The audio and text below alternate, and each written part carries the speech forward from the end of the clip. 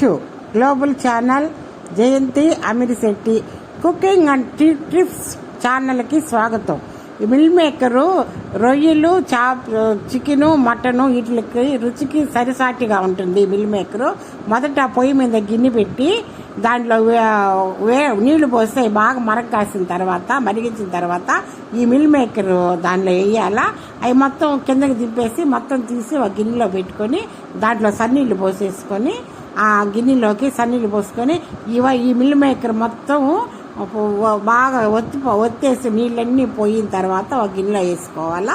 ఒక గిన్నెలో వేసుకొని పెట్టుకోవాలా. తర్వాత పొయ్యి మీద కళాయి పెట్టి దాంట్లో తగినంత ఆయిల్ వేసి ఈ నీళ్ళన్నీ ఒత్తి పెట్టినాం చూడండి ఈ మిల్ మేకర్, అవన్నీ నూనెలో వేసి ఎర్రగా వచ్చేంత వరకు కొద్దిగా లైట్ ఎరుపుగా వచ్చేంత వరకు బ్రౌన్ కలర్లోకి వచ్చేంత వరకు తీసి వేయించి పక్కన పెట్టుకోవాలా. ఈ మొత్తం మిల్ మేకర్ మొత్తం వేయించుకొని పక్కన పెట్టుకొని, ఎందుకంటే ఇట్లా చేస్తే బాగుంటుంది, మటన్తో సరిసమానంగా ఉంటుంది ఈ రుచి.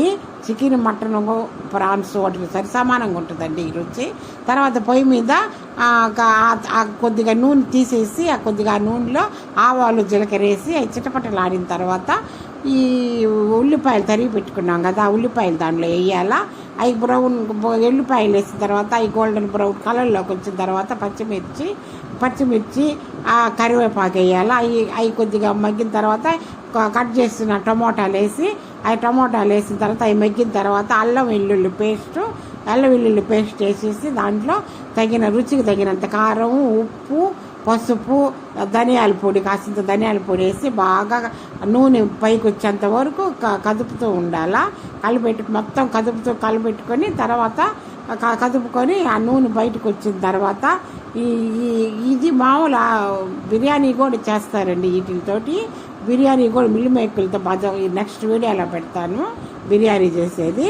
ఇది ఇప్పుడు ఈ మిల్ మేకర్ కర్రీ తర్వాత ఈ మిల్ మేకర్ దానిలో వేసేసి కొద్దిగా తగినన్ని నీళ్లు పోయాలా. ఇదంతా కలిపేసేసిన తర్వాత తగినన్ని నీళ్లు పోయాలా. నీళ్లు పోసేసి మూత పెట్టేసేయాలా. ఇదంతా కదిపి పక్కన పెట్టి దీంట్లో కొద్దిగా తగినన్ని నీళ్లు, ఒక అర గ్లాసు నీళ్లు పడతాయండి. అలాగా ఎందుకంటే మొదట వేయించున్నాం కదా మనము, ఉడికించుకొని ఇది వేయించిన తర్వాత కొద్దిగా మగ్గుంటాయి. ఇంకాసిని ఒక అర గ్లాసు నీళ్లు పోసేసి తర్వాత మూత పెట్టేసిన తర్వాత కొంచెంసేపు తర్వాత చూస్తే మొత్తం ఉడికిపోయింది. గుమ్మలాడే ఈ కర్రీ రెడీ అయిపోయింది.